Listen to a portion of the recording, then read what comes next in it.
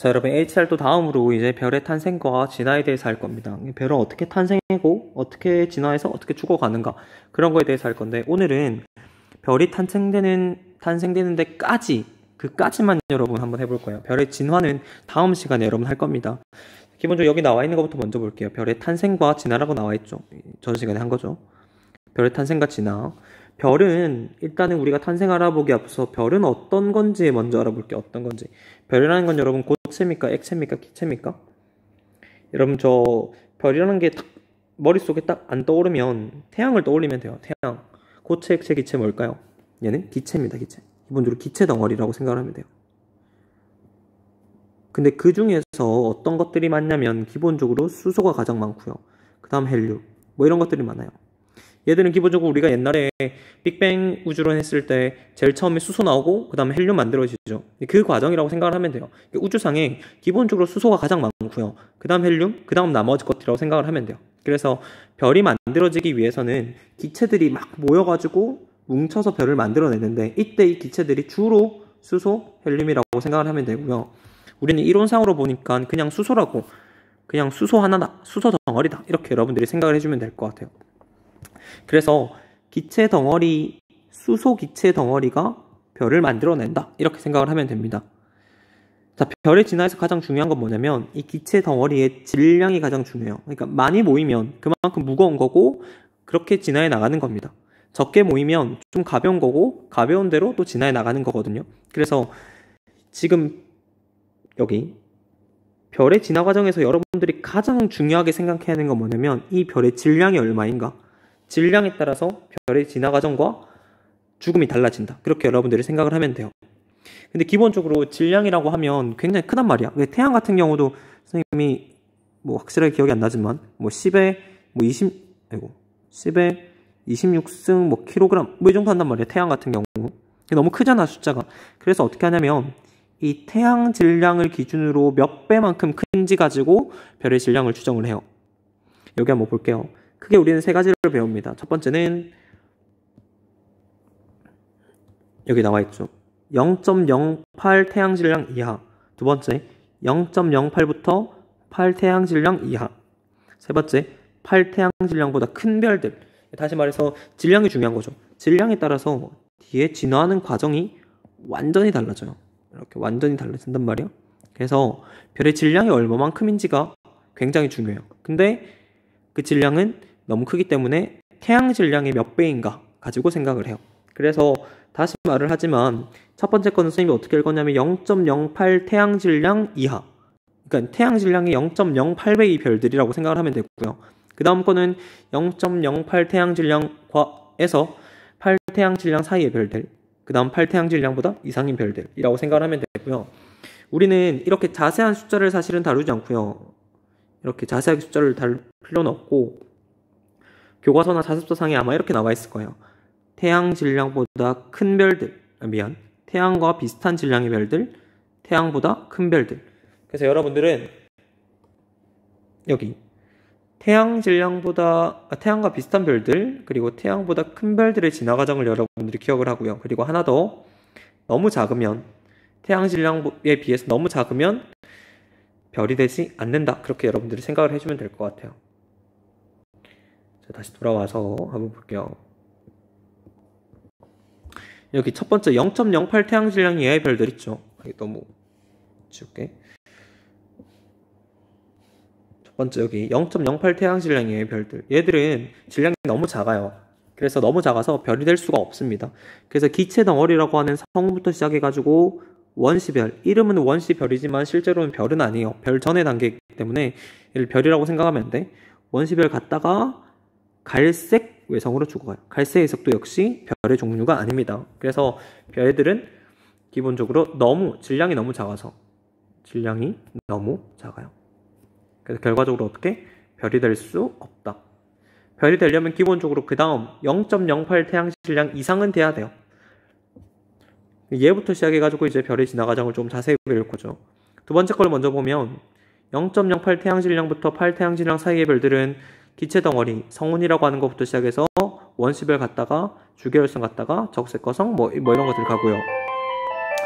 8태양 질량 이상의 별들을 보면 성운 갔다가 원시별 갔다가 뭐 이렇게 진화해서 죽어간다. 여러분들이 그렇게 생각을 해주면 될 것 같아요. 이거를 밑에 표로 정리했거든요. 처음에 보면 성운이란 것부터 시작하는데 우리 성운이라 하지 말고 이거를 지우고 이거 쓰지 말고 이거를 성간물질이라고 합시다. 성간물질. 성운이라는 것은 다른 개념도 있기 때문에 여러분들이 헷갈릴 수 있거든. 그래서 성간물질이라고 할게요. 성간물질은 우주 공간에 떠다니는 그냥 물질들이라고 생각하면 돼요. 수소나 뭐 헬륨이나 이런 것들. 그래서 이런 성운들이 모여가지고 원시별을 만들어내고 원시별이 주계열성으로 진화해요. 주계열성부터 우리는 별이라고 불러요. 그러니까 여기 위에 다시 위에서 보면 여기까지는 아직 별이 아닌 거고 여기까지도 아직 별이 아니에요. 근데 얘는 아예 별이 아닌 거죠. 그러니까 주계열성부터 우리는 별이라 부르기 때문에 여기부터 이제 진화해 나간다 이렇게 생각을 하면 돼요. 위에는 적색거성, 행성상성은 백색외성으로 가니까 두 번째 게 되겠죠. 태양과 비슷한 질량. 태양과 비슷.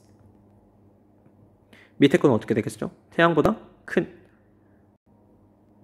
별들이 이렇게 진화해 나간다. 그 진화의 과정은 그게 두 가지다라고 생각을 하고요. 오늘은 이 진화의 과정에 대해서 배우는 게 아니라 여기까지. 주계열성이 되는 과정까지는 어떻게 되는가에 대해서 배울 건데 그 밑에 우리 바로 나오죠. 그 전에 앞서서 이걸 할게요. 주계열성이 되기 직전까지는 그럼 우리는 뭐라 불러야 되는가? 얘를 우리는 전주계열성이라고 불러요. 전주계열성. 기체 덩어리부터 시작해가지고 아무것도 그냥 별이라 부르기 전부터 걔들은 다 그냥 전주계열성 단계 그리고 그 다음 주계열성 이렇게 넘어간다고 생각을 하면 돼요. 그래서 우리는 전주계열성 단계를 배운다. 이거 지금 전주계열성을 생각하면 돼요. 전주계열성. 오케이, 계속 해볼게요. 첫 번째.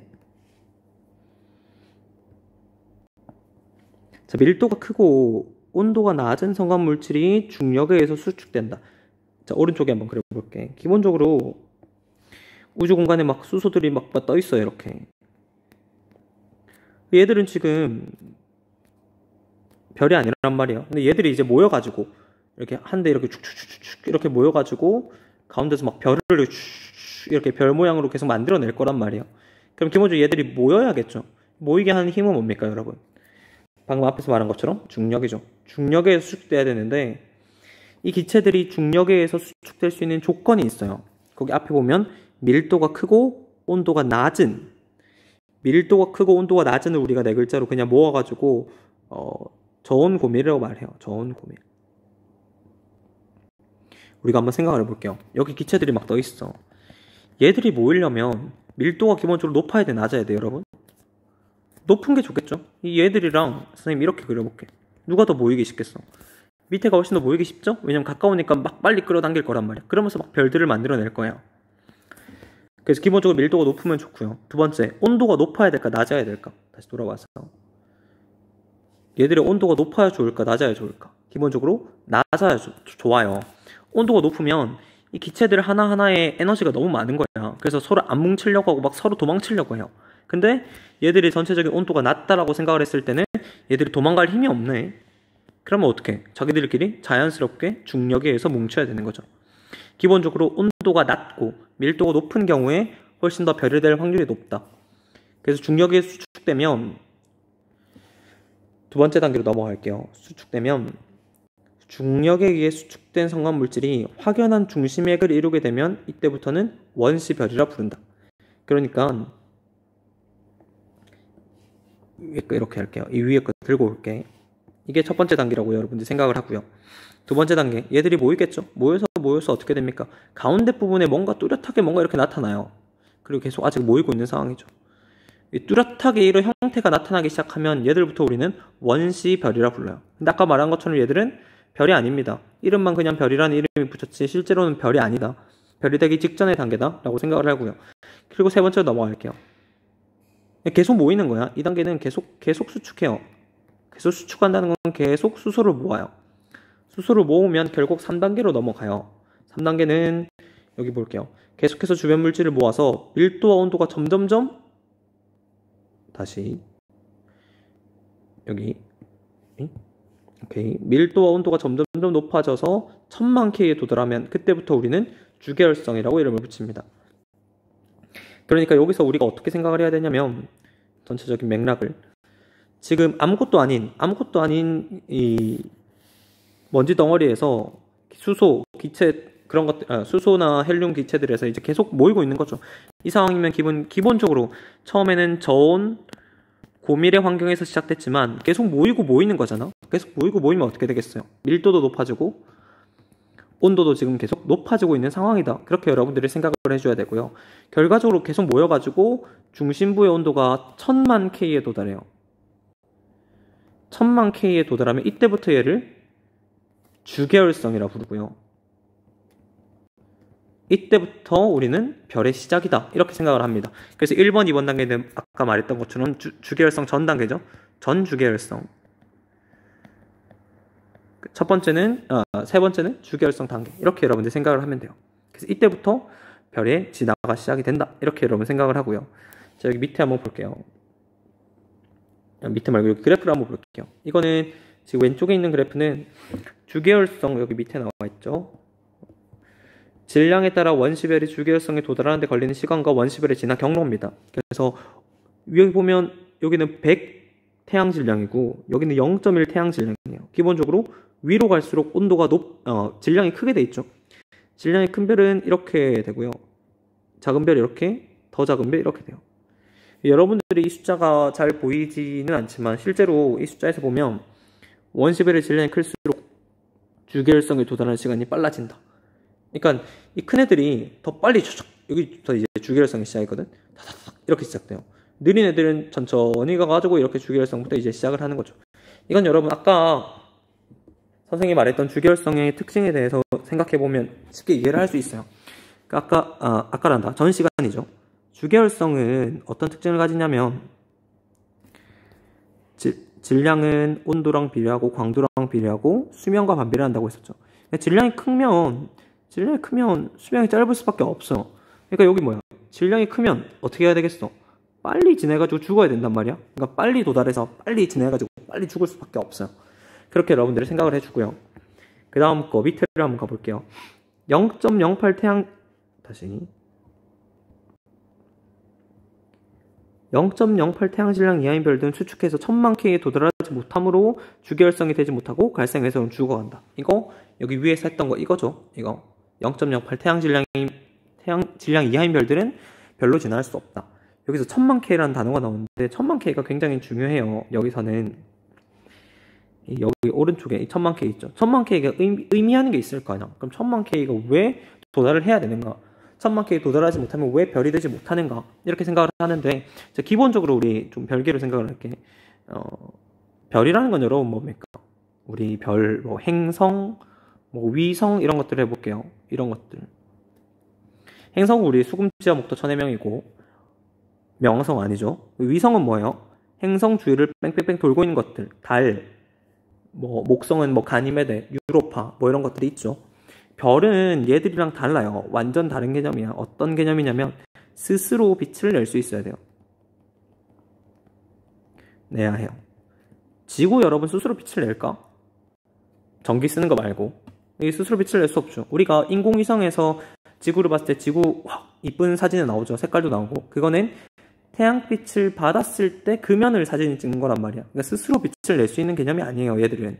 근데 별은 스스로 빛을 낼 수 있어야 된단 말이야. 스스로 빛을 낸다는 거는 수소 핵융합을 한다는 겁니다. 다시 핵융합을 한다는 거예요. 핵융합.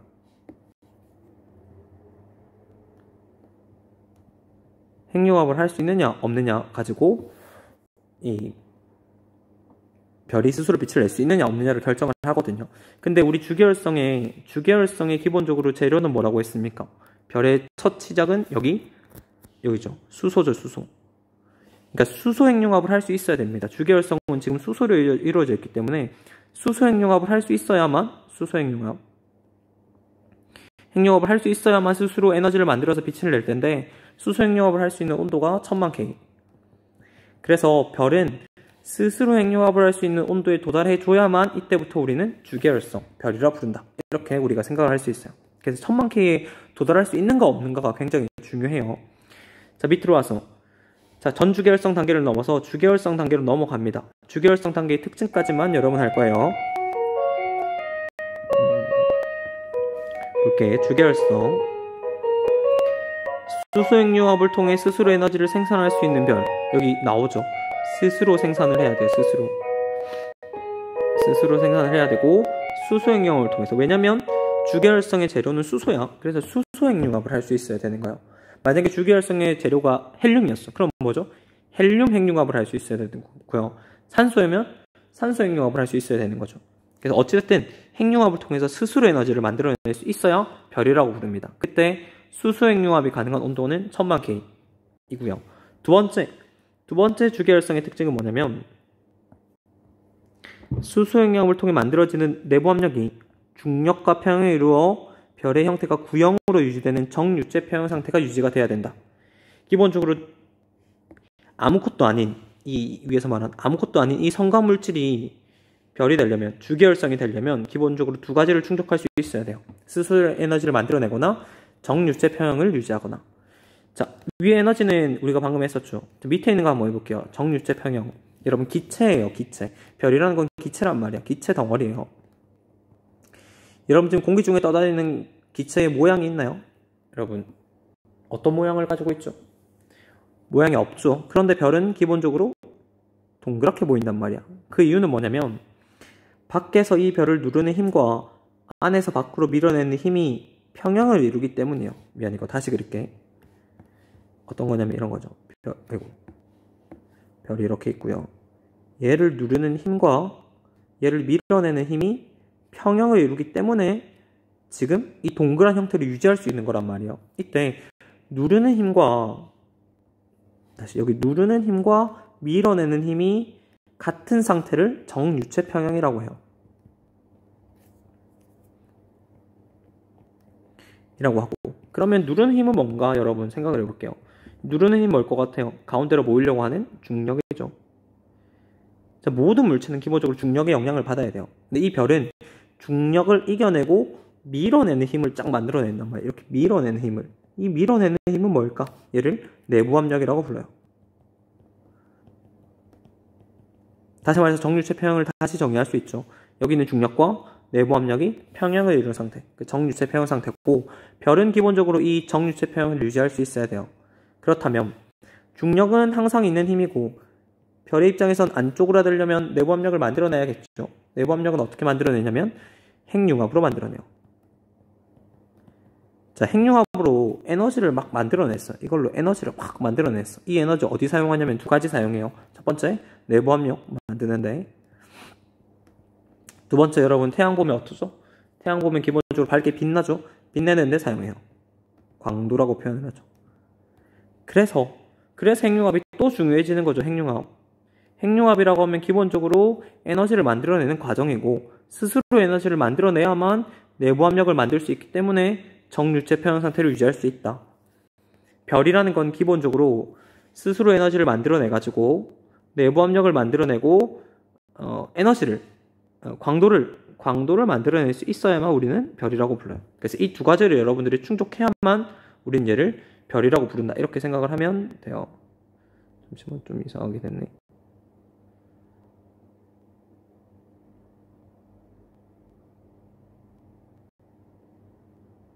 오, 이상하게 됐다.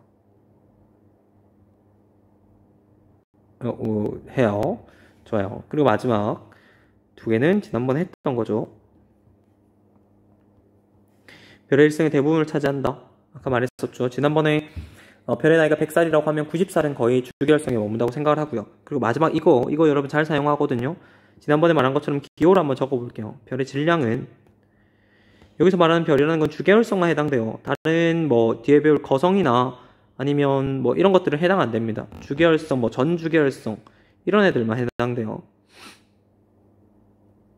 주계열성은 온도와 비례하고 광도랑 비례하고 수명과 반비례한다.